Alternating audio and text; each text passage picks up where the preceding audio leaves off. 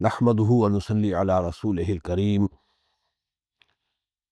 اما بعد فاعوذ بالله من الشيطان الرجيم بسم الله الرحمن الرحيم يا ايها الذين آمنوا اتقوا الله حق تقاته ولا تموتن الا وانتم مسلمون واعتصموا بحبل الله جميعا ولا تفرقوا واذكروا نعمة الله عليكم إذ كنتم أعداء فألف بين قلوبكم فأصبحتم بنعمته إخوانا وكنتم على شفا حفرة من النار فأنقذكم منها كذلك يبين الله لكم آياته لعلكم تهتدون ولتكن منكم أمة يدعون إلى الخير ويأمرون بالمعروف وينهون عن المنكر وأولئك هم المفلحون صدق الله العظيم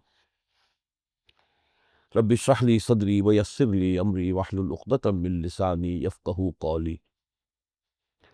اللہ کے فضل و کرم سے پچھلے گھنٹے میں ہمارے لیے برکت ہو گئی اور ہم نے نہ صرف سورہ بقرہ کے آخری 2 رکوع بلکہ سورہ آل عمران کا بھی پورا نصف اول جو ہے وہ پڑھ لیا۔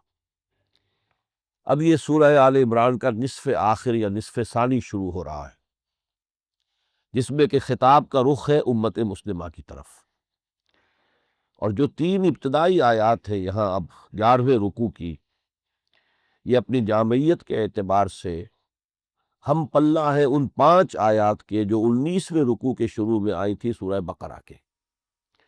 یا ایھا الذین آمنوا استعینوا بالصبر والصلاۃ ان اللہ مع الصابرین ولا تقولوا لمن یقتل فی سبیل اللہ اموات، وہ آیات ذہن میں رکھیے کہ اہل ایمان سے خطاب کا آغاز ہوا تو وہ بڑی جامع ہدایات انہیں دی گئی۔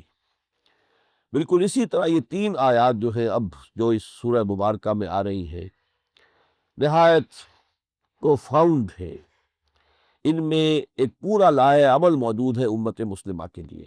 3 نکات ہیں 3 آیات میں بیان ہوئے۔ پہلا نکتہ یا ایھا الذین آمنوا اتقوا اللہ حق تقاتہ ولا تموتن الا وانتم مسلمون، اہل ایمان اللہ کا تقوی اختیار کرو جتنا کہ اس کے تقوی کا حق ہے، اور دیکھنا ہرگز مت مرنا مگر فرما برداری کی حالت میں۔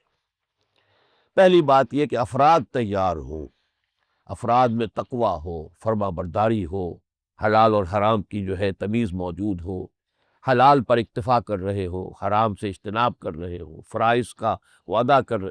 جب تک یہ نہیں ہوگا تو قومیں جو ہے وہ کیسے بہتر ہو جائے گی؟ انفرادی اصلاح سب سے پہلے، جیسے کہ کوئی فصیل ہو تو اینٹوں کو پہلے مضبوط آپ بنائے تو پھر تبھی اس سے فصیل جو ہوگی وہ مضبوط ہوگی۔ اینٹیں کچی ہیں تو چاہے بہترین مسالہ لگا دیجئے، اس میں سیمنٹ لگا دیجئے، کچھ اور لگا دیجئے، فصیل تو کچی رہے گی۔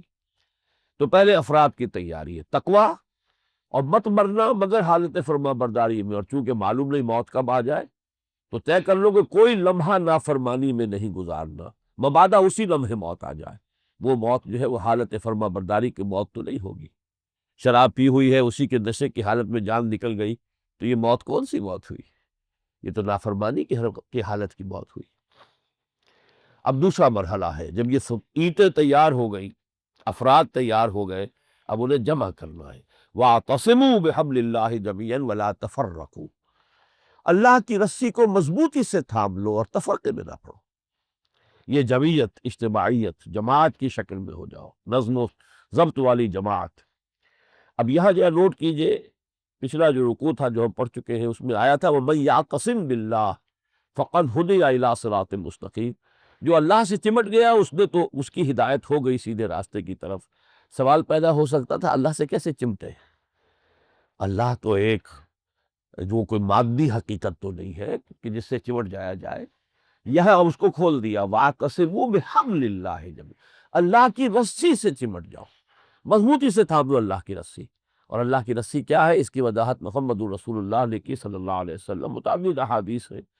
حضرت علی سے مروی ہے کہ یہ ہے حبل اللہ المتین، یہ قرآن جو ہے یہ ہے اللہ کی مضبوط رسی۔ عبداللہ ابن مسعود سے القرآن حبل اللہ المتین، یہ اللہ کی رسی ہے جو بڑی مضبوط ہے، من السماء الی الارض، آسمان اور زمین کے درمیان تنی ہوئی ہے۔ اور بھی احادیث ہے۔ تو قرآن کے ساتھ جڑ جانا، تمسک بالقرآن، یہ گویا کہ مسلمانوں کی اجتماعیت کا ذریعہ بنے گا۔ جتنا قرآن سے جڑو ہوگے ذہنی ہم آہنگی ہو گئی، افکار ایک جیسے ہو گئے، مقاصد ایک جیسے ہو جائیں گے، آئیڈیل آپ کا وہی ہوگا، آئیڈیالوجی وہی ہوگی۔ اور ظاہر بات ہے کہ یہ انسانوں کو جمع کرنے کے لیے ضروری ہے پہلے نظریات اور خیالات اور مقاصد کی ہم آہنگی ہو، تبھی کوئی اتحاد جو ہے پائیدار ہو سکتا ہے۔ ورنہ کوئی مصنوعی اتحاد جتنے بنتے رہے ہمارے ہاں، آپ کو معلوم ہے ان کا جو حشر ہوتا ہے وہ تو سب کے سامنے ہے۔ وَاعْتَصِمُوا بِحَبْلِ اللَّهِ جَمِيعًا وَلَا تَفَرَّقُوا۔ اب یہاں خاص طور پر ذکر کیا جا رہا ہے عرب میں کتنی خانہ جنگی رہتی تھی، جن ڈرتے رہتے تھے، کہیں پانی پینے پلانے پہ جھگڑا، کہیں گھوڑا آگے بڑھانے پہ جھگڑا، یہ جھگڑے چل رہے تھے۔ خاص طور پر یثرب کے دونوں قبیلے جو تھے، جو بعد میں مدینۃ النبی بنا، مدینہ منورہ اب ہم اسے کہتے ہیں، پہلے یثرب نام تھا اس کا، وہاں اوس اور خزرج کے درمیان 100 سال سے جنگ چلی آ رہی تھی، نسل بعد نسل، انہوں نے ان کے آدمی مار دیے، انہوں نے ان کے مار دیے، یہ قتل جیسا ہوتا ہے ہمارے دیہات کے اندر چلتا ہے، 100 سال سے چلا آ رہا تھا۔ لیکن حضور کے آنے کے بعد اللہ تعالیٰ کے فضل و کرم سے شیر و شکر ہو گئے۔ وَاذْكُرُوا نِعْمَتَ اللَّهِ عَلَيْكُمْ إِذْ كُنتُمْ أَعْدَاءً، یاد کرو اللہ کے اس انعام کو جو تم پر ہوا جبکہ تم دشمن تھے۔ فَأَلَّفَ بَيْنَ قُلُوبِكُمْ، تو اللہ نے تمہارے دلوں میں الفت پیدا کر دی، محبت پیدا کر دی۔ فَأَصْبَحْتُمْ بِنِعْمَتِهِ إِخْوَانًا، اور تم اللہ کے نعمت سے، اللہ کے فضل و کرم سے بھائی بھائی بن گئے۔ وَكُنْتُمْ عَلَىٰ شَفَا حُفْرَةٍ مِّنَ النَّارِ فَأَنقَذَكُم مِّنْهَا، اور تم تو آگ کے گڑھے کے کنارے تک پہنچ چکے تھے، یعنی تباہی کے آخری سرے تک پہنچے ہوئے تھے کہ بس اب گڑھے میں گرنے والے تھے، اللہ نے تمہیں اس سے بچا لیا۔ كَذَلِكَ يُبَيِّنُ اللَّهُ لَكُمْ آيَاتِهِ لَعَلَّكُمْ تَهْتَدُونَ، اسی طرح اللہ تعالیٰ تمہارے لیے اپنی آیات کو واضح کر رہا ہے تاکہ تم ہدایت اخذ کر سکو۔ آج ہم جہاں پہنچے ہوئے ہیں، ملت اسلامیہ پاکستان شفا حفرۃ من النار، آگ کے گڑھے کے کنارے پر کھڑے ہوئے ہیں، جس طریقے سے جکڑے ہوئے ہیں ہم ان قرضوں کے اندر، اب اللہ تعالیٰ ہی ہمیں اس سے نجات دے۔ اور اس کا راستہ پھر کیا ہے؟ اب تیسری آیت آئی، یہ جو جمعیت وجود میں آئے گی، قرآن مجید تمہیں جوڑ کر ایک بنیاد مرصوص بنا دے گا۔ یہ جمعیت کیا کام کرے گی؟ وَلْتَكُن مِّنكُمْ أُمَّةٌ يَدْعُونَ إِلَى الْخَيْرِ وَيَأْمُرُونَ بِالْمَعْرُوفِ وَيَنْهَوْنَ عَنِ الْمُنكَرِ وَأُولَٰئِكَ هُمُ الْمُفْلِحُونَ۔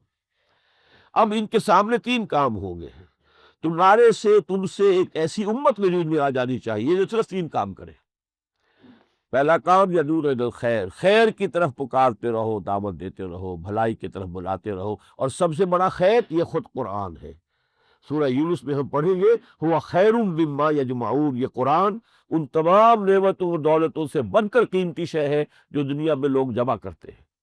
تو اس خیر قرآن کی طرف دعوت دو، دعوت رجوع الی القرآن۔ وَيَأْمُرُونَ بِالْمَعْرُوفِ، نیکی کا حکم دو، وَيَنْهَوْنَ عَنِ الْمُنْكَرِ، اور بدی سے روکو۔ یہ تین کام کرنے ہیں، دعوت الی الخیر، امر بالمعروف، نہی عن المنکر، وَأُولَٰئِكَ هُمُ الْمُفْلِحُونَ، فلاح پانے والے صرف یہی لوگ ہوں گے۔ نام کے مسلمان ہیں، مسلمانوں کے گھر میں پیدا ہو گئے، امت مسلمہ میں ہے، امت محمد میں، ان کے لیے فلاح نہیں ہے جب تک کہ یہ کام نہیں کر رہے ہوں۔ یہ کلام اللہ ہے، یہ شاعری نہیں ہے۔ اولئک هم المفلحون، یہ حسر کا اس میں فلاح صرف ان کے لیے ہے، اس کے بغیر فلاح کی امید رکھنا تلک امانیہم، یہ ہماری خواہشات ہیں جن کو ہم نے عقیدوں کی شکل دے دی ہے۔ قل ہاتوا برہانکم ان کنتم صادقین۔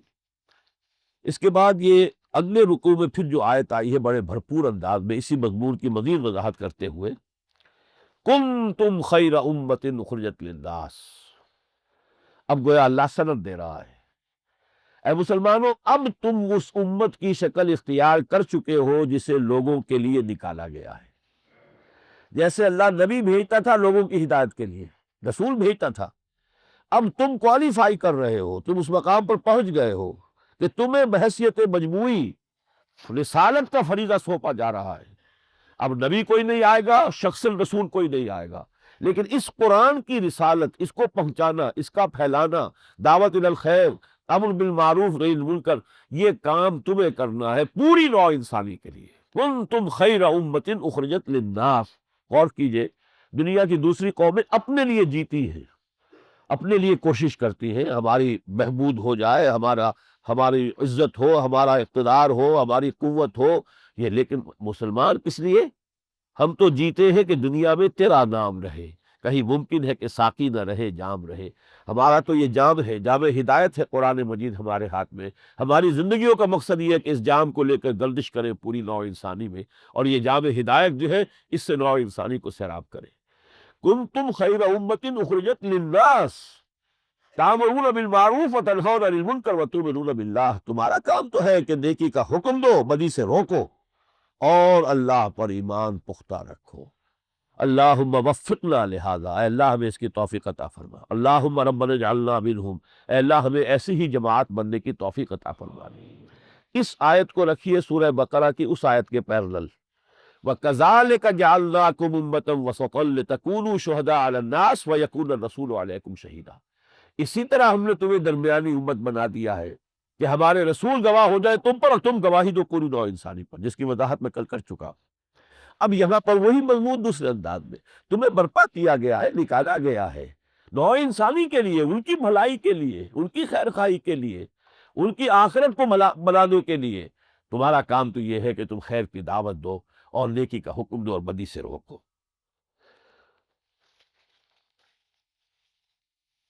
اس کے بعد ایک ہدایت آئی ہے اگلے رکوع میں، کیونکہ اب بڑی کشمکش کا دور شروع ہو چکا تھا۔ یا ایھا الذین آمنوا لا تتخذوا بطانة من دونکم لا یعلونکم خبالا، اے اہل ایمان تم اپنے بھیدی اور اپنے دلی اور جگری دوست مت بناؤ سوائے اپنے ہی میں سے لوگوں کو۔ یعنی چونکہ عرصے سے رہ رہے تھے، 3 قبیلے یہود کے موجود تھے، بنو قینقاع، بنو نذیر، بنو قریظہ، 2 قبیلے یہ تھے جو یمن سے آ کر آباد ہوئے تھے، اوس اور خزرج۔ ان کے آپس کے تعلقات تھے، دوستیاں تھیں، اٹھنا بیٹھنا تھا، تمدنی اور تہذیبی جو ہے آپس میں مراسم تھے۔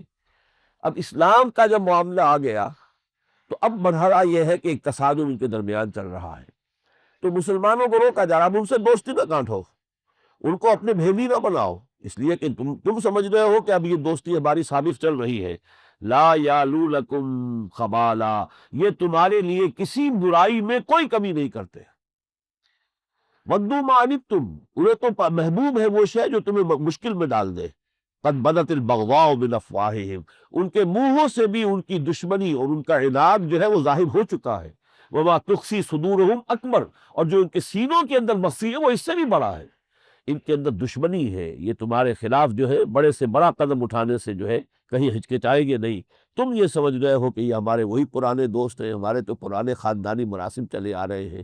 یہ تمہارا ان کے ساتھ دوستانہ تعلق جو ہے یہ گویا کہ ایک پوائنٹ آف ویکنس بن جائے گا امت مسلمہ کے لیے۔ یہ چیز جو ہے مسلمانوں کی جمعیت کے لیے مضر ہو سکتی ہے۔ ہاں انتم اولئک تحبونہم ولا یحبونکم، یہ تم ہو جو ان سے محبت کرتے ہو لیکن وہ تم سے محبت نہیں کرتے۔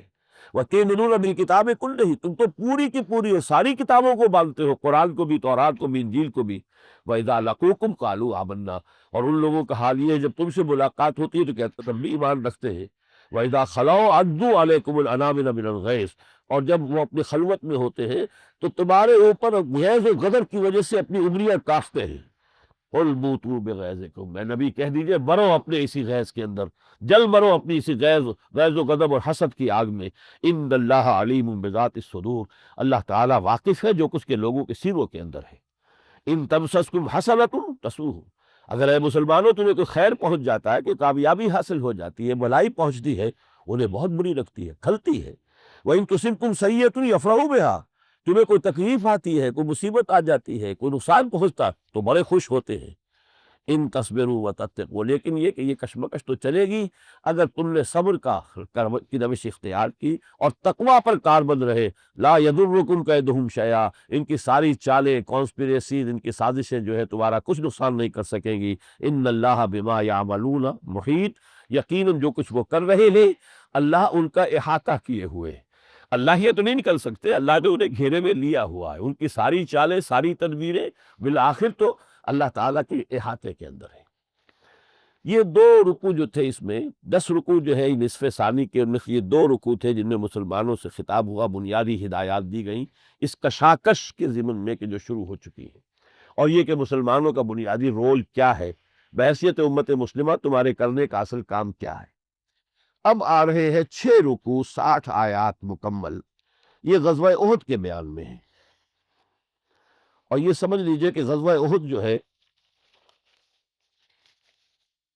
سن 3 ہجری میں پیش آیا، شوال کے مہینے میں۔ میں یہ عرض کر چکا ہوں کہ اگرچہ رمضان سن 2 میں غزوہ بدر ہو چکا ہے، اس وقت اس کے تاریخی پس منظر کو ذہن میں رکھیے، 1 سال 1 مہینے پہلے غزوہ بدر ہو چکا، اس کا ذکر آئے گا آگے چل کر قرآن میں، وہ سورہ انفال میں ہے۔ یہ ترتیب مصحف اس طور سے ہے، وہ زمانی ترتیب کے اعتبار سے ترتیب نہیں ہے۔ یہ جو شکست ہوئی تھی زبردست قریش کو، اور 70 سرکردہ ان کے لیڈر مارے گئے تھے بدر میں، اس کی وجہ سے ان کے اندر جو ہے انتقام کی آگ بھڑکی ہوئی تھی۔ آخر عرب تھے، ان کی اپنی ایک روایات تھی، انہوں نے چارپائیوں پر سونا چھوڑ دیا، کوئی چیزیں اچھی غذا استعمال کرنی چھوڑ دی، وہ سوگ کے عالم میں رہے ہیں کہ جب تک انتقام نہیں لے لیں گے اس وقت تک جو ہے اب زندگی کے کسی عیش سے ہم بہرہ اندوز نہیں ہوں گے۔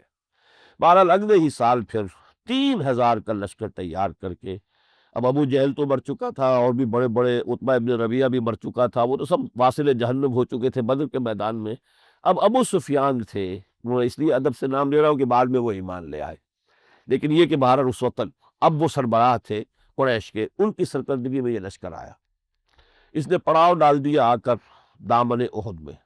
یہ شمال میں ہے، اگرچہ جنوب سے آیا تھا لشکر تو جنوب میں پڑاؤ ہونا چاہیے تھا، لیکن جنوب میں حرات ہے، وہ لاوے کی چٹانوں سے بنے ہوئے میدان ہیں جن پر گھوڑے اور اونٹ چل نہیں سکتے، اس لیے یہ شمال میں جانا پڑتا ہے کہ مدینے کے وہاں احد ہے۔ وہاں جب یہ صورتحال حضور کے سامنے آئی تو حضور نے مشورہ کیا۔ حضور کا کچھ ذاتی رجحان بھی یہی تھا کہ مدینے میں قلعہ بند ہو کر دفاع کیا جائے، اور یہی بات عبداللہ ابن ابی نے بھی کہی۔ اب یہ اتفاق کی بات ہے، عبداللہ ابن ابی جو منافقین کا سردار تھا، بات اس کی بھی وہی تھی، نیتیں مختلف ہوتی ہیں، بات ایک ہو سکتی ہے، لیکن یہ کہ جب عام مسلمانوں کے سامنے معاملہ رکھا تو انہوں نے کہا، جوش و خروش کا مظاہرہ کیا کہ ہم اس طرح عورتوں کی طرح بند ہو کر اور مقابلہ کریں، ہمیں تو کھل کر میدان میں مقابلہ کرنا ہے، ہمیں شہادت چاہیے، شہادت ہے مطلوب و مقصود مومن، نہ مال غنیمت نہ کشور کشائی، تو ہم تو میدان میں چل کر لڑیں گے۔ حضور نے ان کی رائے پر فیصلہ کر دیا، تو حضور نکلے 1,000 کی نفلی لے کر مدینے سے، لیکن اگلی ہی صبح جب وہ لشکر آمنے سامنے ہوئے ہیں تو عبداللہ ابن ابی 300 آدمی لے کر واپس ہو گیا، یعنی یہ 300 منافق تھے، عبداللہ ابن ابی کے ساتھی تھے۔ اس سے آپ اندازہ کر سکتے ہیں کہ 3 سال میں مدینے کے اس مسلمان معاشرے میں نفاق کا پودا کتنا جو ہے وہ پروان چڑھ چکا تھا، کہ تقریباً تہائی نفری جو ہے وہ منافقین پر مشتمل تھی، وہ چلے گئے، اور اس کے نتیجے میں 2 اور بھی اہل ایمان میں سے 2 اور گھرانے تھے، ان کو بھی وقتی طور پر تھوڑا سا تزلزل پیدا ہوا، لیکن پھر اللہ نے ان کو حوصلہ دیا، وہ جمے رہے۔ اللہ کا وعدہ تھا، جیسے بدر کا وعدہ تھا کہ اللہ تمہیں فتح دے گا، اس میں بھی تھا کہ فرشتے ہم بھیجیں گے، لہذا تھوڑی سی جنگ کے بعد ہی مسلمانوں کو فتح ہو گئی، اور یہ لشکر جو ہے حالانکہ 1 اور 4 کی نسبت ہے، اب ادھر 700 ہے ادھر 3,000 ہے، تو گویا کہ 1 اور 4 سے بھی زیادہ کا معاملہ ہے، 7 چوکے تو 2800 ہوتے ہیں، وہ ہے 3,000۔ لیکن یہ ہے کہ ان کے بھگدڑ جب مچی ہے تو اب ایک غلطی ہو گئی، حضور نے جو مسلمانوں کے لشکر کے پشت پر ایک درہ سا تھا پہاڑ میں، اس درے پر 50 تیر انداز مقرر کر دیے تھے، ایسا نہ ہو کہ دشمن یہاں سے ہماری پشت پر سے بھی حملہ آور ہو جائے، تو 2 طرف سے، اس کو پنسر موومنٹ کہتے ہیں، کہ 2 طرف سے شکنجے میں ہمیں نہ لے لیا جائے، لہذا 50 جو وہاں تیر انداز مقرر کی، انہیں حکم تھا کسی صورت میں تم نے یہاں سے نہیں ٹلنا، چاہے تم یہ دیکھو کہ ہم سب ہلاک ہو گئے اور ہمارا گوشت پرندے نوچ نوچ کر کھا رہے ہیں، لیکن پھر بھی تم نے یہاں سے نہیں ہلنا۔ ہوا یہ کہ جب انہوں نے دیکھا یہ تو فتح ہو گئی، اب اختلاف ہو گیا، جو ان کے کمانڈر تھے وہ ڈٹے رہے کہ نہیں ہٹنا یہاں سے، بھگ مت جاؤ، لیکن لوگوں نے کہا، تعویل کر لی اپنے طور پر، کہ حضور نے تو شکست کی صورت میں کہا تھا، یہ تو فتح ہو گئی ہے، لہذا چلو ہم بھی مال غنیمت جمع کرنے میں اب ہم بھی لگ جاتے ہیں۔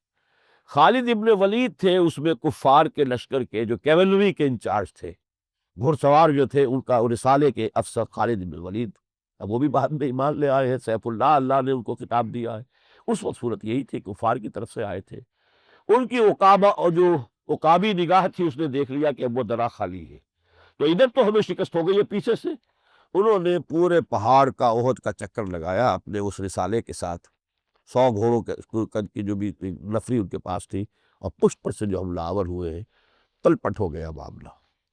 پھر یہ ہے کہ مسلمانوں کے 70 افراد شہید ہو گئے، حضرت حمزہ شہید ہو گئے، مصعب بن عمیر شہید ہو گئے، حضور شدید زخمی ہوئے، دندان مبارک شہید ہوئے، حضور پر غشی طاری ہوئی، اتنا خون بہہ گیا۔ پھر یہ کہ لڑکا چاروں طرف سے تھا کہ کس طرح حضور کو ختم کر دیا جائے، افواہ بھی اڑ گئی کہ حضور کا انتقال ہو چکا۔ چنانچہ ایک مرحلے پر حضرت عمر تلوار چھوڑ کر بیٹھ گئے کہ اب جب حضور کا انتقال ہو گیا تو اب کیا کہے کے لیے ہمیں لڑنا ہے۔ یہ کیفیت مسلمانوں پر جو آئی ہے ایک بہت بڑی، یوں سمجھیے آزمائش، بہت بڑی آزمائش، بہت بڑی آزمائش۔ لیکن اس کے بعد پھر یہ ہوا ہے کہ حضور نے پھر مسلمانوں کو حکم دیا کہ پہاڑ کے اوپر چڑھ جاؤ۔ تو جب کوہ اور پر چڑھ گئے تو اب یہ دامن میں فوج تھی۔ اگرچہ اس وقت بھی کچھ لوگوں نے کہا ابو سفیان سے کہ ہمیں پہاڑ کے اوپر چڑھ کر ان کو ختم کر دینا چاہیے، یہ تو بالکل ختم ہو چکے ہیں اس وقت، ہم آگے چلیں، ان کا پیچھا کریں اور پہاڑ پر جا کر انہیں ختم کریں۔ ابو سفیان نے کہا نہیں، اب یہ اللہ کی طرف سے ہوتا ہے۔ اس نے کہا کہ اندیشہ ہے وہ اوپر ہے، اوپر سے وہ پتھراؤ بھی کریں گے، یہ بھی کریں گے، یہ اس میں زیادہ ہمارا لاس ہو جائے گا، لہذا وہ چلے گئے۔ کوئی فیصلہ کن فتح انہیں حاصل نہیں ہوئی، لیکن مسلمانوں کو ایک بہت بڑا چرکا لگ گیا۔ اس کا نتیجہ کیا نکلا کہ وہ جو ساکھ بن گئی تھی غزوہ بدر کی فتح کہ 313 نہتے جو ہے انہوں نے 1000 مسلح لوگوں کو جو ہے شکست دے دی تھی، اور اس کے پورے عرب کے اندر دھوم مچ گئی تھی، اب وہ ساکھ جو ہے وہ ایک دم وہ ڈگمگا گئی، اور اس کی وجہ سے جو مسلمانوں کے دل اور حوصلے بھی پست ہونے لگے۔ تو ان 6 رکوعوں میں آپ دیکھیں گے کہ کچھ واقعات کا بھی تذکرہ ہے اس جنگ کے دوران جو واقعات پیش آئے، ان آیات کو جو میں چھوڑوں گا، اتنا وقت ہمارے پاس نہیں ہے، لیکن ایک مین تھیم جو ہے کہ یہ آزمائش جو آتی ہے یہ کیوں آتی ہے؟ اے مسلمانوں، تمہیں یہ شکست بازی جو ہو گئی تھی کیوں ہو گئی تھی؟ اور پھر یہ کہ ہم یہ کر سکتے تھے کہ تمہاری غلطی کے باوجود ہم کنڈون کر دیتے، واس کر دیتے، اور کوئی تمہارے اوپر یہ سختی نہ آتی، لیکن ہم نے چاہا کہ تم اب اس آزمائش میں مبتلا ہو جاؤ۔ اس کی حکمت کیا ہے، اس کا فلسفہ کیا ہے؟ تو یہ مضامین ہے جو بنیادی طور پر ان رکوعوں کے اندر آئے ہیں۔ آغاز ہوتا ہے اس کا وَإِذْ غَدَوْتَ مِنْ أَهْلِكَ تُبَوِّئُ الْمُؤْمِنِينَ مَقَاعِدَ لِلْقِتَالِ۔ اے نبی ذرا یاد کیجئے اس وقت کو جب کہ آپ نکلے تھے اپنے گھر والوں کے پاس سے صبح کے وقت، اور آپ اہل ایمان کو مورچوں پر بٹھا رہے تھے، واللہ سمیع علیم، اور اللہ تعالیٰ سب کچھ سننے والا اور جاننے والا ہے۔ اس کے بعد جو ہے کہ لوگوں نے کہا، اور اللہ تعالیٰ کی طرف سے بھی پھر یہ بشارت آ گئی کہ اللہ کے فرشتے آئیں گے اور مدد ہوگی۔ لیکن یہ کہ صورتحال جو ہے وہ میں نے تفصیل چونکہ آپ کو کسی قدر بتا دی ہے، حالت جو ہے وہ الٹ گئی۔ اس میں کہیں حضور صلی اللہ علیہ وسلم کی بھی زبان مبارک سے یہ الفاظ نکل گئے، جب آپ کے چہرہ مبارک پر وار پڑا ہے، دندان مبارک شہید ہوئے ہیں، اور یہ جو رخسار کی ہڈی ہے، کیونکہ یہ اس کے اوپر وار پڑا تھا تو خون کا فوارہ چھوٹا ہے، اور اتنا خون بہا ہے کہ آپ بے ہوش ہو گئے۔ اس وقت آپ کی زبان سے الفاظ نکل گئے، کیف یہدی اللہ قوما خضبوا وجہ نبیہم بالدم۔ اللہ ایسی قوم کو کیسے ہدایت دے گا جس نے اپنے نبی کے چہرے کو خون سے رنگ دیا؟ یہ بات بھی اللہ کو پسند نہیں آئی۔ ذرا اندازہ کیجیے، العبد عبد وان ترقی، بندہ بندہ ہی ہے چاہے کتنا ہی بلند مقام ہو جائے، والرب رب وان تنزل، رب رب ہے، اس کی شان اپنی ہے۔ لہذا فرمایا لیس لک من الامر شیء او یتوب علیہم او یعذبہم فانہم ظالمون۔ اے نبی، آپ کے ہاتھ میں کوئی اختیار نہیں ہے، یہ ہمارا پریروگیٹو ہے، ہم چاہیں گے تو انہیں عذاب دیں گے، چاہیں تو ہم ان کا توبہ قبول کر لیں گے۔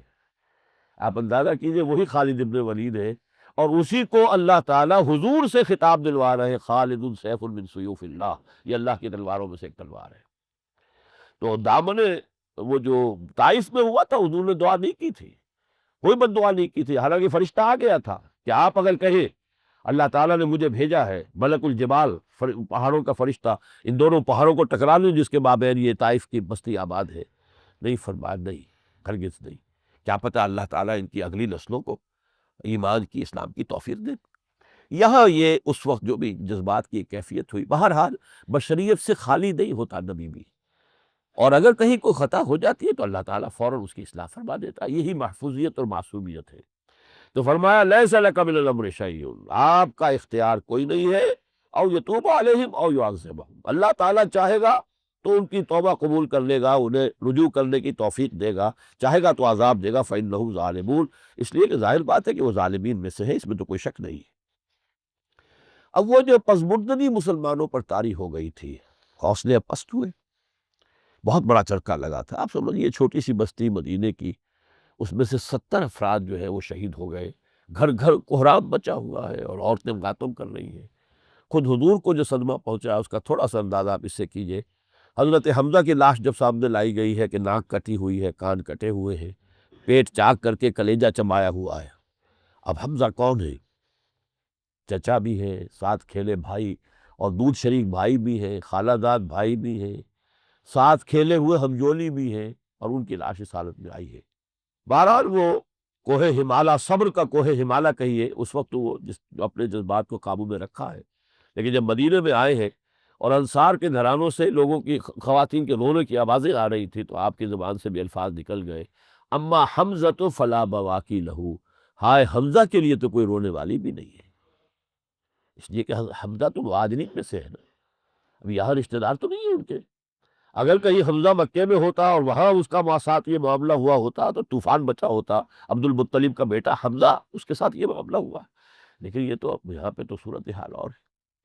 پر اس صورتحال میں اب اللہ تعالیٰ کی طرف سے مسلمانوں کی ہدایت و رہنمائی کے لیے پہلی بات فرمائی، وَلَا تَهِنُوا وَلَا تَحْزَنُوا وَأَنْتُمُ الْأَعْلَوْنَ إِن كُنتُم مُؤْمِنِينَ. مسلمانوں گھبراؤ نہیں، نہ سستی دکھاؤ، نہ غم کھاؤ، نہ کوئی کم ہمتی کا مظاہرہ کرو. ہمارا پختہ وعدہ ہے تم ہی غالب آؤ گے، تم ہی سربلند ہوگے اگر تم مومن ہوئے. یعنی یہ کہ یہ کچھ اونچ نیچ تو ہوتی ہے، تلک الایام نداولها بین الناس، بالآخر غلبہ تمہیں حاصل ہوگا، فتح تمہیں حاصل ہوگی. یہ ہمارا تم سے پختہ وعدہ ہے. ان یمسسکم قرح فقد مس القوم قرح مثلہ. دیکھو اگر آج تمہیں چرکا لگا ہے، زخم لگا ہے، تمہارے 70 شہید ہو گئے، تو تمہارے دشمنوں کو بھی تو ایسا ہی چرکا لگ چکا ہے. کیا ان کے 70 نہیں مارے گئے تھے بدر میں؟ لیکن انہوں نے تو جو ہے کم ہمتی کا ثبوت نہیں دیا، وہ تو دوبارہ کمر کس کے اور 3000 کا لشکر لے کر آ گئے. تو تم جو ہے اگر اپنا دل تھوڑا کر رہے ہو تو یہ تو معاملہ تمہارے لیے صحیح طرز عمل نہیں ہے. وَتِلْكَ الْأَيَّامُ نُدَاوِلُهَا بَيْنَ النَّاسِ. یہ دن ہے کہ جن کو ہم ذرا لوگوں کے مابین الٹ پھیر کرتے رہتے ہیں. اونچ نیچ جو ہے وہ کچھ ہم کرتے ہیں، اس میں بھی ہماری حکمت ہے. وَلِيَعْلَمَ اللَّهُ وَلِيَعْلَمَ اللَّهُ الَّذِينَ آمَنُوا، تاکہ اللہ جانچ لے، پرکھ لے، دیکھ لے کون واقعی مومن ہے. آخر پتہ چل گیا نا کہ 300 منافق تھے. کیسے پتہ چلتا؟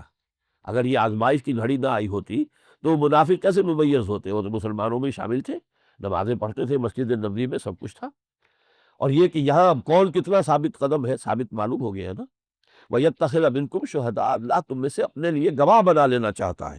وَاللَّهُ لَا يُحِبُّ الظَّالِمِينَ، اللہ ظالموں سے محبت نہیں کرتا. یہ نہ سمجھو کہ کفار سے اور مشرکین سے کوئی محبت ہے اسے، جس کی وجہ سے کہ اس نے عارضی طور پر ہی صحیح انہیں کوئی فتح دے دی ہے.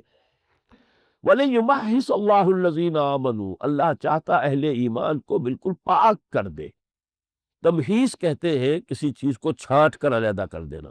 بحث و تمحیص، آپ پہلے کریدتے ہیں زمین کو، پھر یہ کہ اس میں سے جو بھی کنکر نکلے، پھر ان کو اپنے ایک خاص قسم کے کنکر آپ کو چاہیے، تو پھر پھٹک کر ان کنکروں کو علیحدہ کرتے ہیں. تو اب یہ کہ تمہارے اندر ڈنمڈ ہے، کچھ مومنین صادقین بھی ہے، کچھ منافقین بھی شامل ہو گئے. قانون تو سب کے سب مسلمان ہیں، لیکن اللہ چاہتا ہے کہ اہل ایمان کو بالکل پاک اور خالص کر لے. وَيَمْحَقَ الْكَافِرِينَ، اور کافروں کو پھر مٹا دے. ام حسبتم ان تدخلوا الجنہ، اب یہ آیت سورہ بقرہ میں بھی آئی تھی. ام حسبتم ان تدخلوا الجنہ ولما یاتکم مثل الذین خلوا من قبلکم مستهم الباساء والضراء وزلزلوا حتى يقول الرسول والذین آمنوا معه متى نصر اللہ الا ان نصر اللہ قریب. اب یہاں پر بھی وہ آ گئی، ام حسبتم ان تدخلوا الجنہ، کیا تم نے سمجھا تھا کہ جنت میں داخلہ ہو جائے گا ٹھنڈے ٹھنڈے؟ وَلَمَّا يَعْلَمِ اللَّهُ الَّذِينَ جَاهَدُوا مِنكُمْ، ابھی تو اللہ نے دیکھا ہی نہیں ہے کہ تم میں سے کون واقعتاً جہاد کرنے والے ہیں. وَيَعْلَمَ الصَّابِرِينَ، ابھی اللہ نے پوری طرح امتحان لے کر نہیں دیکھا ہے کہ کون ہے حقیقت میں صبر کرنے والے. وَلَقَدْ كُنْتُمْ تَمَنَّوْنَ الْمَوْتَ مِنْ قَبْلِ أَنْ تَلْقَوْهُ، اس سے پہلے تو تم موت کی تمنائیں کیا کرتے تھے، شہادت کی، موت کی آرزو کرتے تھے، اس سے پہلے کہ تم موت سے تمہاری ملاقات ہوتی. فقد رأیتموہ، اب تم نے اس موت کو بہت قریب سے دیکھ لیا ہے. وانتم تنظرون. وما محمد الا رسول، اور دیکھو محمد اس کے سوا کچھ نہیں کہ اللہ کے رسول ہے. قد خلت من قبلہ رسل، ان سے پہلے بھی بہت سے رسول گزر چکے ہیں. افإن مات أو قتل انقلبتم على أعقابكم، تو کیا اگر وہ فوت ہو گئے یا قتل ہو گئے تو تم اپنی ایڑیوں کے بل واپس مڑ جاؤ گے؟ محمد نے تمہیں ہدایت کا راستہ دکھایا، تم ہدایت پر آ گئے، محمد کا فرض پورا ہو گیا۔ اب محمد کا انتقال تو ہونا، یہ ایک وقت تو آئے گا، تو کیا تم اس مشن کو چھوڑ دو گے؟ یہ گویا کہ روئے سخن ہے اس واقعے پر کہ بہت سے لوگوں کے دل اس افواہ پر بیٹھ گئے تھے کہ حضور کا انتقال ہو گیا، یہاں تک کہ حضرت عمر جیسا شخص جو ہے تلوار پھینک کر بیٹھ گیا۔ وما محمد الا رسول قد خلت من قبلہ الرسل افإن مات أو قتل انقلبتم على أعقابكم ومن ينقلب على عقبيه فلن يضر الله شيئا۔ جو کوئی اپنی ایڑی کے بل لوٹ جائے گا وہ اللہ کا کوئی نقصان نہیں کرے گا، وسيجزي الله الشاکرین، اللہ تعالیٰ بدلہ دے گا اپنے شکر گزار بندوں کو۔ وما كان لنفس ان تموت الا باذن الله کتابا مؤجلا، اور کسی جان پر موت وارد نہیں ہو سکتی مگر اللہ کے اذن سے، اور ہر ایک کی موت کا وقت معین ہے، لکھا ہوا ہے۔ وَمَن يُرِدْ ثواب الدنیا نُؤْتِهِ مِنْہَا، اب جو کوئی دنیا کا کو چاہتا ہے ثواب، کوئی مال غنیمت کی طلب میں جو ہے وہ آیا ہوا ہے تو اسے وہی کچھ ملے گا۔ وَمَن يُرِدْ ثواب الآخرۃ نُؤْتِهِ مِنْہَا، اور جو واقعتاً آخرت کا ثواب چاہتا ہے، وہاں کا اجر چاہتا ہے، ہمیں اس میں سے ان کو دیں گے، وَسَنَجْزِي الشَّاکِرِینَ، اور ہم شکر کرنے والوں کو بدلہ دیں گے۔ وَكَأَيٍّ مِّن نَبِيٍّ قَاتَلَ مَعَهُ رِبِّيُّونَ کثیر، اور کتنے ہی نبی ایسے گزرے ہیں جن کے ساتھ ہو کر اللہ والوں نے جنگ کی ہے۔ تم پہلے ہی تو نہیں ہو، محمد کوئی نئے نبی، نئے نویلے رسول نہیں ہے، ما کنت بدعا من الرسل، ان سے پہلے آ چکے، اگر 313 رسول ہے تو 312 تو آ چکے حضور سے پہلے۔ بعض روایات میں آیا رسولوں کی تعداد 313 ہے، نبیوں کی تعداد 1.25 ہے۔ تو اس حوالے سے کتنے ہی نبی آئے، کتنے رسول آئے، اور اس سے پہلے بھی حق و باطل کے مارکے ہوتے رہے۔ تو یہ لیکن جو ان کے ساتھ تھے، انہوں نے نبی کے ساتھ جب ہو کر جنگ کی اللہ کے راہ میں، فما وہنوا لما اصابہم، تو جو تکلیفیں بھی ان پر آئیں اس پر انہوں نے ہمت نہیں ہاری۔ لما اصابہم فی سبیل اللہ، اللہ کی راہ میں جو تکلیف بھی ان پر آئی، وما ضعفوا، نہ وہ سست ہوئے، وما استکانوا، اور نہ انہوں نے ہمت ہاری۔ واللہ یحب الصابرین، واللہ یحب الصابرین، اللہ تو صبر کرنے والوں سے محبت کرتا ہے۔ وما كان قولهم الا ان قالوا، اور ان کا قول تو یہی تھا ہر حال میں، انہوں نے یہی کہا ربنا اغفر لنا ذنوبنا واسرافنا فی امرنا، اے رب ہمارے بخش دے ہمارے لیے ہمارے گناہ اور ہماری خطائیں، اور ہم سے اگر کوئی زیادتی ہو گئی ہے ہمارے معاملے میں، وثبت اقدامنا، ہمارے قدموں کو جما دے، وانصرنا علی القوم الکافرین، اور ہمیں کافروں پر کے خلاف ہماری مدد فرما۔ فآتاہم اللہ ثواب الدنیا وحسن ثواب الآخرہ واللہ یحب المحسنین، تو اللہ تعالیٰ نے انہیں دنیا کا ثواب بھی دیا، دنیا کی کامیابی بھی دی، اور آخرت کا بہترین ثواب عطا فرمایا، اور یقیناً اللہ محبت کرتا ہے محسنین سے۔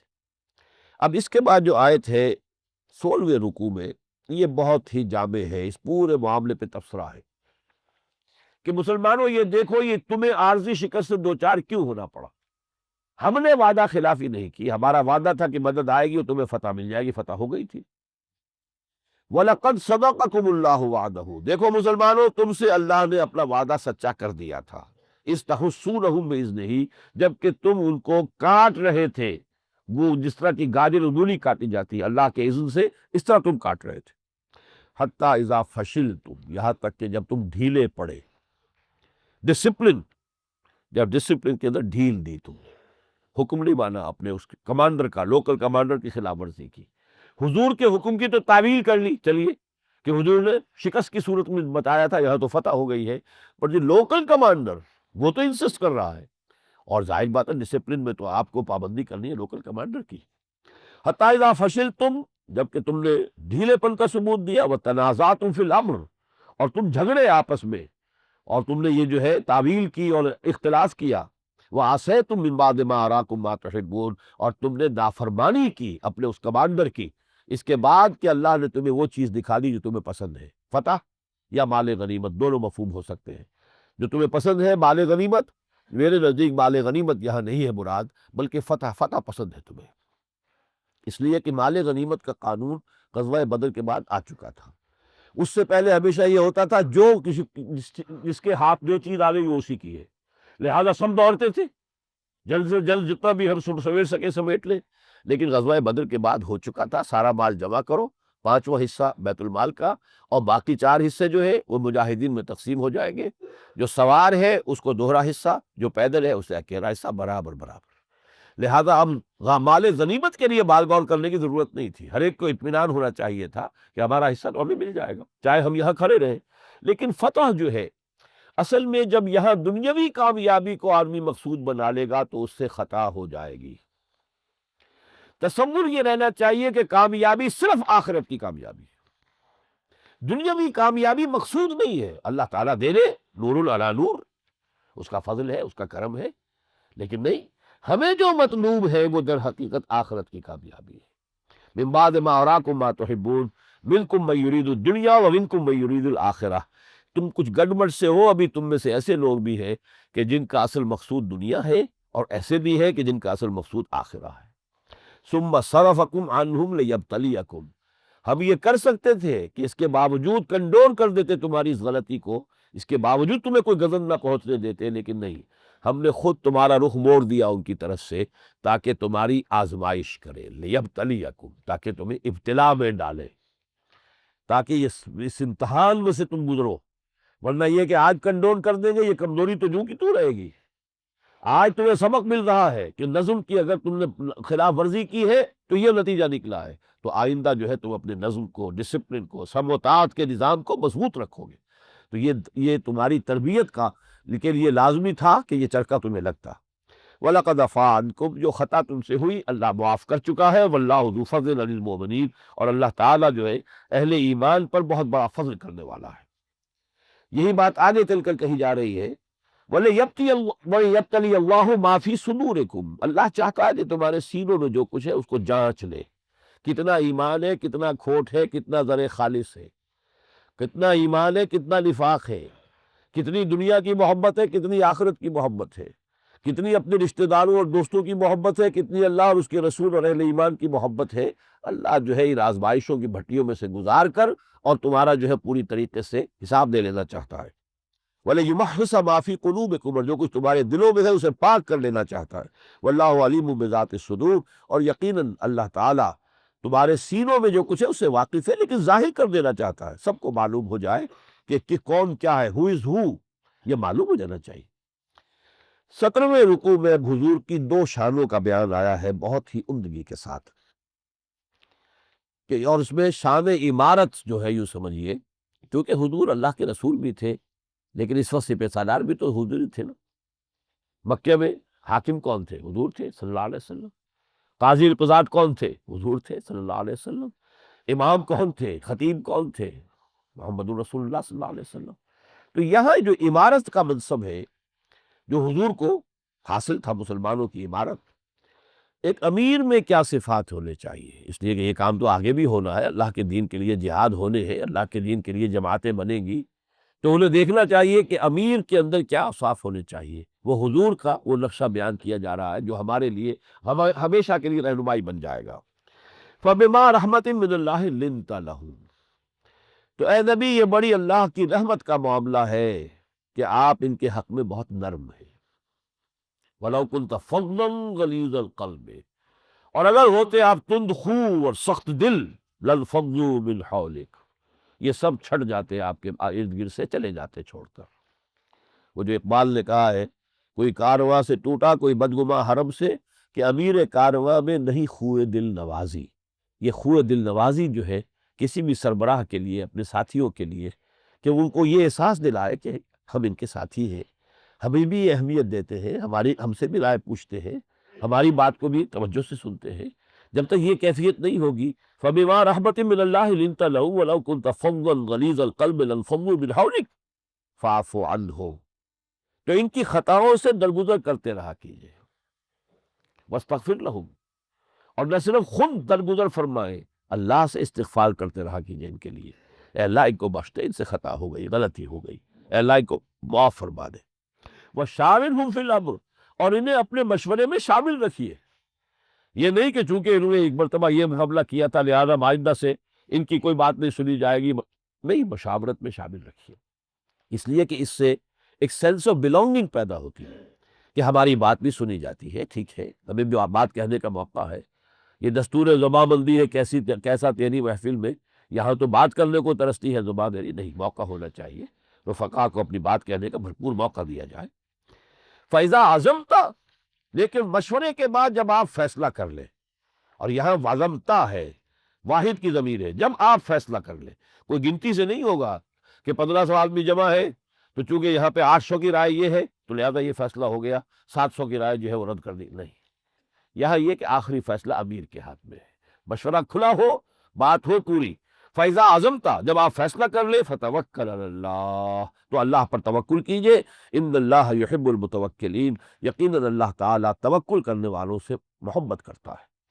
ان ینصرکم اللہ فلا غالب لکم، اے مسلمانوں اگر اللہ تمہاری مدد کرے گا تو کوئی تم پر غالب نہیں آ سکتا، وَإِن یخذلکم، اور اگر خدا نہ خواستہ اللہ ہی تمہارا ساتھ چھوڑ دے، فَمَنْ ذَا الَّذِي يَنصُرُكُم مِّن بَعْدِهِ، پھر کون ہے جو تمہاری مدد کر سکے گا اس کے بعد؟ وَعَلَى اللَّهِ فَلْيَتَوَكَّلِ الْمُؤْمِنُونَ، اور اللہ ہی پر توکل کرنا چاہیے اہل ایمان کو۔ ایک شان تو یہ ہے بحیثیت امیر کے، ایک شان کیا ہے، حضور کا بنیادی عمل کیا تھا، آپ نے اپنے ساتھیوں کی تربیت کس عمل سے کی ہے، کس طور سے کی ہے، ٹریننگ پروگرام کیا تھا۔ لَقَدْ مَنَّ اللَّهُ عَلَى الْمُؤْمِنِينَ إِذْ بَعَثَ فِيهِمْ رَسُولًا مِّنْ أَنفُسِهِمْ، اللہ نے بڑا احسان کیا اہل ایمان پر کہ اٹھایا انہی میں سے ایک رسول جو انہی میں سے ہے۔ ہم بشر ہیں، حضور بھی بشر تھے، اور ان کے نصیب کیا کہنے، جو قرشی تھے، قریش تھے، انہی میں سے حضور تھے، جو بنو ہاشم تھے اور ان میں سے حضور تھے، لیکن تھے انہی میں سے۔ فرمایا انہی میں سے ایک رسول، کوئی فرشتہ آ جاتا، وہ ہم سے کوئی بات کہتا تو ہم کہتے میاں تم تو فرشتے ہو، تمہیں تو کوئی ضرورت زندگی کی ہے نہیں، نہ تو کوئی خواہشات ہے، تو تم جو چاہو دیکھی کے کام کرتے چلے جاؤ، ہمارے ساتھ تو 100 دل اندر لگے ہوئے۔ لیکن یہ کہ انسان ہی میں سے رسول بھیجے ہیں، ان کے سامنے وہ سارے تقاضے تھے، پیٹ انہیں بھی لگا ہوا تھا، بھوک انہیں بھی لگتی تھی، غزوہ احزاب میں پتھر آپ نے بھی باندھا ہے اپنے پیٹ پر، اور خون جو تھوبارہ چھوٹا ہے آپ کے زخم لگنے سے بھی، تو آپ انہی میں سے ایک شخص کو رسول بنایا ہے۔ اور وہ کیا کرتا ہے، یتلو علیہم آیاتہ، 2 دفعہ یہ مضمون آ چکا ہے سورہ بقرہ میں۔ حضرت ابراہیم اور اسماعیل کی دعا کیا تھی، ربنا وابعث فیہم رسولا منہم یتلو علیہم آیاتک ویعلمہم الکتاب والحکمہ ویزکیہم۔ پھر 18ویں رکوع میں آیا، کما ارسلنا فیکم رسولا منکم یتلو علیکم آیاتنا ویزکیکم ویعلمکم الکتاب والحکمہ، اب تیسری مرتبہ آ رہا ہے۔ یہ 4 ہیں الفاظ کے جو نہایت اہم ہیں، اور ان میں حضور کا بنیادی طریقے تعلیم و تربیت وہ کیا ہے، اللہ کی آیات پڑھ کر سنائی جائے، اس لیے کہ آیات قرآنیہ ہی منبع اور سرچشمہ ہے ایمان کا، یقین کا۔ وہ جنس نہیں ایمان جسے لے آئیں دکان فلسفہ سے، ڈھونڈے سے ملے گی عاقل کو یہ قرآن کے سی پارو۔ پھر یزکیہم، جب ایمان دل میں پیدا ہو جائے گا تو تزکیہ خود بخود ہو جائے گا۔ پت جھڑ میں پتے جھڑ جاتے ہیں کہ نہیں درختوں پر سے، اسی طریقے سے برے اعمال، در حقیقت جسم کے اندر، دماغ میں، دل میں برائیاں ہیں جس کی وجہ سے برے اعمال کا ظہور ہو رہا ہے، دماغ اور دل کی صفائی ہو جائے گی، یہ سب برائیاں جھڑ جائیں گی۔ یزکیہم ویعلمہم الکتاب والحکمہ، اور تعلیم دیتا ہے انہیں کتاب اور حکمت کی۔ وَإِن كَانُوا مِن قَبْلُ لَفِي ضَلَالٍ مُّبِينٍ، اور اس سے پہلے تو یقیناً تم بڑی کھلی گمراہی کے اندر مبتلا تھے۔ پھر فرمایا وہی فلسفہ، وَمَا أَصَابَكُمْ يَوْمَ الْتَقَى الْجَمْعَانِ فَبِإِذْنِ اللَّهِ، دیکھو جو کچھ یہ 2 لشکر جب آپس میں بھڑے تھے جس روز، یعنی یہ غزوہ احد، تو جو کچھ تم پر پڑا ہے وہ اللہ کے اذن کے بغیر نہیں آیا ہے۔ یہ جو عارضی شکست ہوئی ہے یہ بھی اذن رب کے بغیر، اذن رب کے بغیر تو پتہ بھی نہیں ہلتا، تو اللہ کے اذن کے بغیر نہیں ہے۔ وَمَا أَصَابَكُمْ يَوْمَ الْتَقَى الْجَمْعَانِ فَبِإِذْنِ اللَّهِ وَلِيَعْلَمَ الْمُؤْمِنِينَ، وہی فلسفہ دوبارہ اللہ دیکھ لینا چاہتا ہے کون ہے حقیقی مومن، یقین رکھنے والے۔ وَلِيَعْلَمَ الَّذِينَ نَافَقُوا، اللہ چاہتا ہے کہ چھلنی لگا دے، منافق علیحدہ ہو جائے۔ وہ ہو گئے، 300 چلے گئے، نمایاں ہو گئے، لوگوں کو معلوم ہو گیا کون کیا ہے۔ حالانکہ مسجد نبوی میں جب حضور خطبہ دینے کھڑے ہوتے تھے تو یہ عبداللہ ابن ابی چونکہ سردار تھا، بڑا خزرج کا سردار تھا، اور حضور کی آمد سے پہلے اس کی تاج پوشی ہونے والی تھی، وہ یثرب کا بادشاہ اس نے بنانے والے تھے۔ حضور آ گئے، بے تاج بادشاہ آ گیا صلی اللہ علیہ وسلم، تو اس کے وہ سارے خواب چکنا چور ہو گئے، لہذا اس کو شدید دشمنی تھی حضور سے۔ لیکن وہ اپنی چودراہٹ جتانے کے لیے جب حضور خطبہ دینے کھڑے ہوتے تھے تو پہلے خود کھڑا ہوتا تھا، دیکھو لوگوں یہ اللہ کے رسول ہیں، ان کی بات بڑی توجہ سے سننا۔ لیکن یہ کہ دل میں اس کے ایمان نہیں تھا۔ اب یہ چھلنی لگی ہے تو پتہ چلا نا کہ کون کیا ہے، عبداللہ ابن ابی کی حقیقت کیا ہے۔ وَلِيَعْلَمَ الَّذِينَ نَافَقُوا، اللہ جان لینا چاہتا ہے کہ کون منافق ہے۔ وَلَا تَحْسَبَنَّ، اب یہ وہ آیت پھر آ گئی ہے جو سورہ بقرہ میں ہم پڑھ چکے تھے، ولا تقولوا لمن يقتل في سبيل الله اموات بل احیاء ولکن لا تشعرون، یاد ہے 19ویں رکوع کی، یہاں آگے ولا تحسبن الذین قتلوا فی سبیل اللہ امواتا، ہرگز مت سمجھنا ان کو جو اللہ کی راہ میں قتل ہو جائیں کہ وہ مردہ ہے، بل احیاء، نہیں وہ زندہ ہے، عند ربہم یرزقون، وہ تو اپنے رب کے پاس رزق پا رہے ہیں، اللہ کی نعمتوں میں سے بہرہ اندوز ہو رہے ہیں۔ اس لیے کہ سمجھ لیجئے جو اللہ کی راہ میں قتل ہو جائے اس کا معاملہ یوم قیامت کے لیے مؤخر نہیں کیا جاتا، ڈائریکٹ اس کا داخلہ جنت میں ہے۔ وہ معاملہ جو ہے عالم برزخ اس پر نہیں آتا، اس کا معاملہ تو جو کا تو سیدھے، بغیر کسی درمیانی کسی اور مرحلے کے، تو وہ تو اپنے رب کے پاس پہنچ گئے، وہاں رب کی جو رزق ہے اس کی نعمتیں ہیں اس سے مستفید ہو رہے ہیں، فرحین بما آتاہم اللہ من فضلہ، خوشیاں منا رہے ہیں، اور وہ جو اللہ نے اپنے فضل سے انہیں وہاں عطا کر دیا ہے، وَيَسْتَبْشِرُونَ بِالَّذِينَ لَمْ يَلْحَقُوا بِهِم مِّن خَلْفِهِمْ، اور وہ خوش وقت ہو رہے ہیں ان لوگوں کے ذکر سے جو ابھی ان کے ساتھ شامل نہیں ہوئے، پیچھے رہ گئے، کاش وہ بھی جلد از جلد آئیں، دیکھیں اللہ کی نعمتیں جو ہیں ان سے بہرور ہوں، ہمارے وہ ساتھی، ہمارے وہ بھائی جو ابھی اس نعمت سے جو ہے محروم ہے۔ اللہ خوف علیہم ولا هم یحزنون، کہ آخری انجام تو یہی ہے کہ ان کے لیے نہ کوئی خوف ہے اور نہ کوئی حزن۔ یستبشرون بنعمت من اللہ وفضل، وہ تو خوشیاں منا رہے ہیں اللہ تعالیٰ کی نعمتوں اور اس کے فضل میں، وان اللہ لا یضیع اجر المؤمنین۔ یہ بحث جو ہے جو 6 رکوعوں پر مشتمل ہے، اب یوں سمجھیے کہ اس کا اختتام ہو رہا ہے۔ ولا يحسبن الذين كفروا انما نملي لهم خير لانفسهم، ہرگز نہ سمجھے یہ کافر کہ جو ڈھیل ہم انہیں دے رہے ہیں تو یہ ان کے حق میں بہتر ہے۔ ڈھیل تھوڑی سی مل گئی نا، مسلمانوں کو ایک چرکا لگا کر چلے گئے تو تھوڑے وقت کے لیے ان کے اندر ایک دوبارہ کانفیڈنس پیدا ہو گیا۔ انما نملی لہم، ہم ان کو یہ ڈھیل اس لیے دے رہے ہیں لیزدادوا اثما، کہ اور گناہ جمع کر لیں اور وہ بڑے سے بڑے عذاب کے مستحق بنتے چلے جائیں۔ یہ ڈھیل ان کے لیے خیر نہیں ہے، ان کے لیے شر ہے۔ ولا يحسبن الذين كفروا انما نملي لهم خير لانفسهم انما نملی لهم لیزدادوا اثما ولهم عذاب مہین، ان کے لیے اہانت آمیز رسوا کن عذاب ہے۔ ما كان الله ليذر المؤمنين على ما انتم عليه، اور اے مسلمانوں دیکھو اللہ کا یہ طریقہ نہیں ہے کہ جو حالت تمہاری ہے اسی پر تمہیں چھوڑے رکھے، حتی یمیز الخبیث من الطیب، وہ تمہارے درمیان چھانٹی کر لینا چاہتا ہے، کتنا مواد پاکیزہ ہے، کتنے مومنین صادقین ہیں، اور کتنا یہاں پہ گندگی جمع ہو گئی ہے منافقین کی شکل میں۔ قانونی طور پر تو سب مسلمان ہیں، تم بھی مسلمان وہ بھی مسلمان، لیکن حتی یمیز الخبیث من الطیب، پاک کو ناپاک سے علیحدہ کر دینا چاہتا ہے۔ وما كان الله ليطلعكم على الغیب، اور یہ اللہ کا طریقہ نہیں ہے کہ تمہیں غیب پر مطلع کر دے، نبی کو تو کرتا ہے، نبی کو تو معلوم تھا کہ کس کے دل میں نفاق ہے، لیکن یہ کہ یہ علم غیب اللہ اپنے نبی کو دیتا ہے۔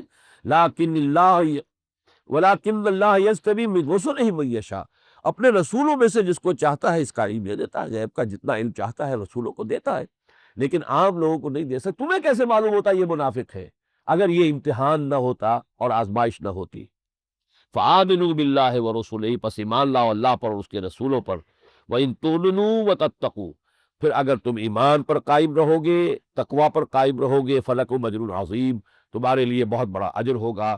ولا يحسبن الذين يبخلون بما آتاهم الله من فضله هو خيرا لهم، اور وہ لوگ کہ جو بخل کر رہے ہیں اس مال کے بارے میں جو اللہ نے ان کو دیا ہے، وہ یہ نہ سمجھے کہ یہ ان کے لیے خیر ہے، کیونکہ جنگ ہوئی تھی، اس کے لیے ساز و سامان اسلحہ، اس کے لیے انفاق کی بھی ضرورت تھی، لہذا ایک جو ہے ادھر بھی اشارہ کر دیا گیا کہ جن لوگوں نے اس موقع پر بخل سے کام لیا اور اپنی جو ہے وہ جیبیں جو ہے وہ بند رکھی یا اپنی تجوریوں کے دروازے جو ہے مقفل رکھے، وہ یہ نہ سمجھے کہ مال ہمارے پاس ہے تو یہ ہمارے خیر کے لیے، بل ہوا شر لہم، یہی مال ان کے لیے عذاب کا ذریعہ بنے گا۔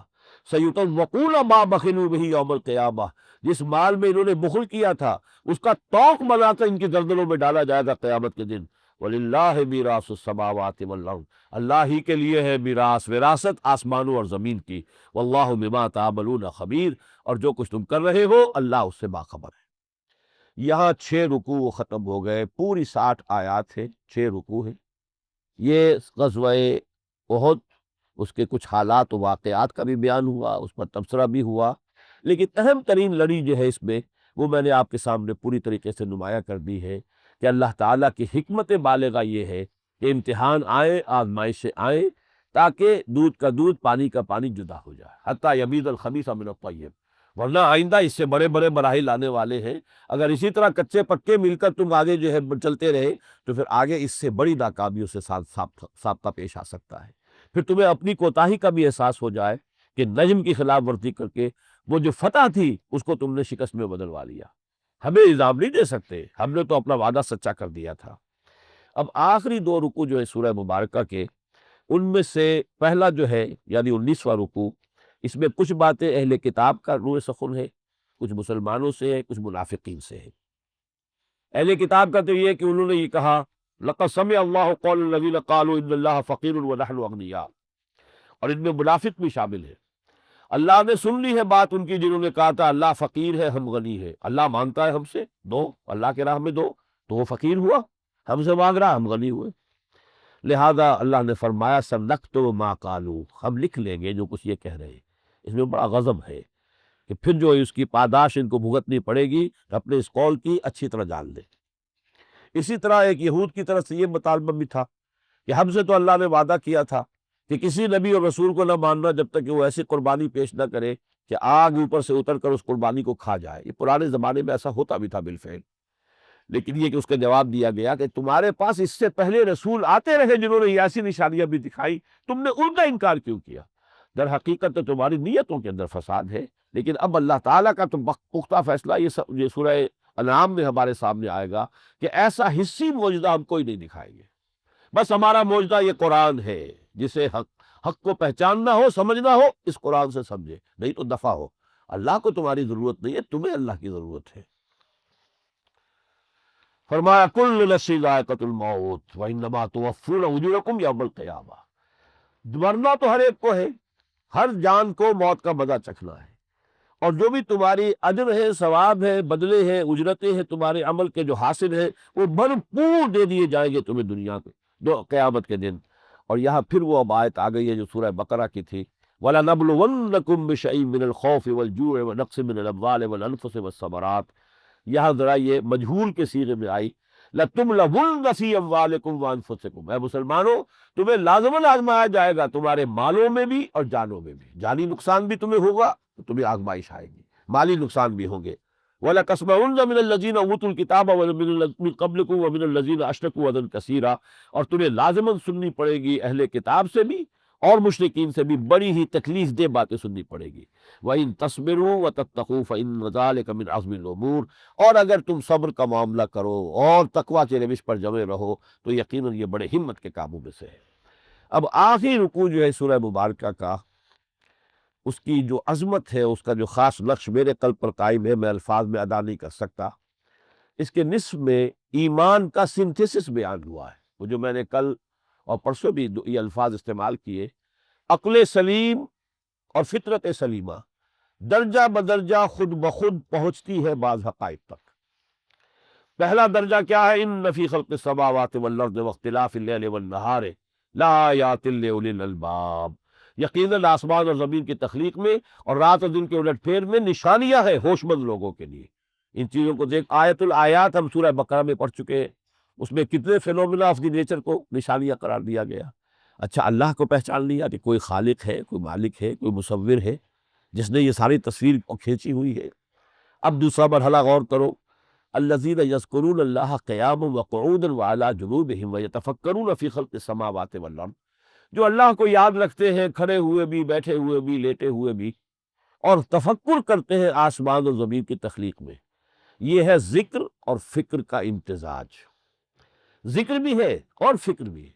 بدقسمتی سے ہمارے یہاں یہ ہو گیا کچھ لوگ ذکر ہی میں لگے ہوئے، فکر سے خالی، اور کچھ وہ فکر کے مفکر بنے پھرتے ہیں اور ذکر کی لذت سے آشنا نہیں۔ حالانکہ یہ گاڑی کے دو پہیے ہیں، ذکر و فکر، اختلاط ذکر و فکر، فقر قرآن اختلاط ذکر و فکر، یہ علامہ اقبال کا مصرع ہے۔ قرآن مجید کا سلوک کیا ہے؟ اختلاط ذکر و فکر، ذکر بھی ہے فکر بھی ہے۔ جب وہ فکر کرتے ہیں تو اس نتیجے پر پہنچتے ہیں ربنا ما خلقت ھذا باطلا، پروردگار تو نے یہ ساری کائنات بے مقصد تو پیدا نہیں کی، یہاں گھاس کا تنکا بھی نہیں ہے جس کا کوئی مقصد نہ ہو، پرپز لیس کوئی شے نہیں ہے، تو انسانی زندگی کا مقصد پھر کیا ہے؟ انسان میں جو خیر اور شر کی تمیز رکھی ہے، اس کا پرپس کیا ہے؟ دنیا میں تو ہم دیکھ رہے ہیں کہ خیر کا نتیجہ الٹا نکلتا ہے، شر کا نتیجہ الٹا نکلتا ہے۔ عیاش عیش کر رہے ہیں وہ کہ جو بدماشیاں کر رہے ہیں اور خیانتیں کر رہے ہیں اور غبن کر رہے ہیں، ان کے عیش ہے، اور جو بیچارہ جو ہے وہ دیانت کے ساتھ کام کر رہا ہے، اسے سوکھی روٹی بمشکل مل رہی ہے۔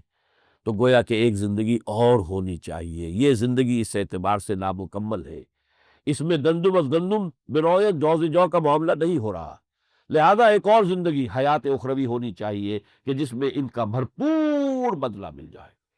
ربنا ما خلقت ھذا باطلا سبحانک فقنا عذاب النار، تو پاک ہے اس سے کہ بیکار کسی شے کو پیدا کرے، تو پاک ہے اس سے، بس ہمیں آگ کے عذاب سے بچائیو۔ ربنا انک من تدخل النار فقد اخزیتہ، اے رب ہمارے جسے بھی تو آگ میں ڈال دے گا اسے تو نے رسوا کر دیا، وما للظالمین من انصار، اور ظالموں کا کوئی مددگار نہیں ہوگا۔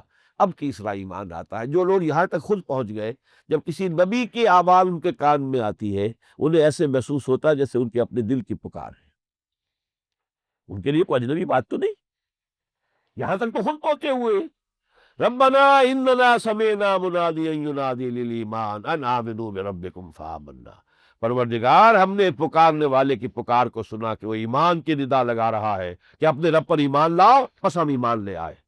ربنا فاغفر لنا ذنوبنا، تو اے رب ہمارے گناہوں کو بخش دے، وکفر عنا سیئاتنا، اور جو بھی ہمارے کردار اور دامن اخلاق میں کوئی دھبے ہیں، داغ ہیں، ان کو دھو دے، وتوفنا مع الابرار، ہمارا انجام کیجو نیک بندوں کے ساتھ۔ ربنا وآتنا ما وعدتنا علی رسولک، اور اے رب ہمیں وہ سب کچھ دیجو جس کا تو نے ہم سے وعدہ کیا اپنے رسولوں کے ذریعے سے، جنت کا وعدہ کیا ہے، نعمتوں کا وعدہ کیا ہے۔ ولا تخزنا یوم القیامہ، قیامت کے دن ہمیں رسوا نہ کیجو، انک لا تخلف المیعاد، یقیناً تو اپنے وعدے کی خلاف ورزی کرنے والا نہیں ہے۔ ہمیں اندیشہ ہے تو یہ کہ ہم اس وعدوں کا مصداق بن سکیں گے کہ نہیں بن سکیں گے۔ اس کے بعد کی ایک آیت جو ہے کہ جو یہ لوگ اس طور سے ایمان لاتے ہیں، جو اولو الالباب ہیں، ہوش مند ہیں، غور و فکر کر کے شعوری طور پر ایمان لاتے ہیں، پھر ان کی زندگی کا نقشہ کیا ہوتا ہے؟ ان کا تن من دھن اللہ کے لیے ہو جاتا ہے۔ فاستجاب لهم ربهم، تو اللہ نے ان کی دعا کو قبول فرمایا۔ انی لا اضیع عمل عامل منکم من ذکر و انثی، میں کسی بھی عمل کرنے والے کے عمل کو ضائع کرنے والا نہیں ہوں، خواہ وہ مرد ہو خواہ عورت، بعضکم من بعض، تم سب ایک دوسرے میں سے ہی ہو، ایک ہی باپ کے بیٹے بھی ہیں، بیٹیاں بھی ہیں، اور ایک ہی ماں کے بطن سے ولادت، بیٹوں کی بھی اور بیٹیوں کی بھی۔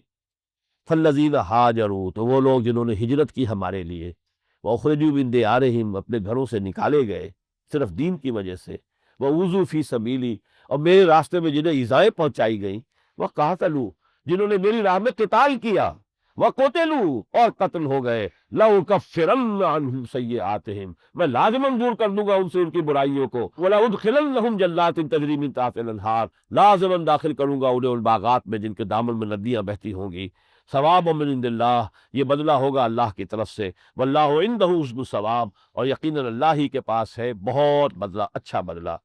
آخری آیت بڑی جامع، یا ایھا الذین آمنوا اصبروا وصابروا ورابطوا واتقوا اللہ لعلکم تفلحون، اہل ایمان صبر کا مظاہرہ کرو، صبر میں اپنے دشمنوں کو شکست دو، وہ بھی تو صبر کر رہے ہیں، انہوں نے بھی زک اٹھائی اور پھر آگئے دوبارہ لڑنے کے لیے، تمہارا صبر ان سے بڑھ کر ہونا چاہیے۔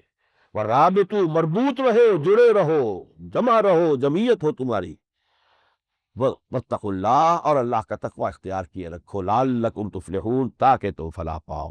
بارک اللہ لی ولکم فی القرآن العظیم، ونفعنی وإیاکم بالآیات والذکر الحکیم۔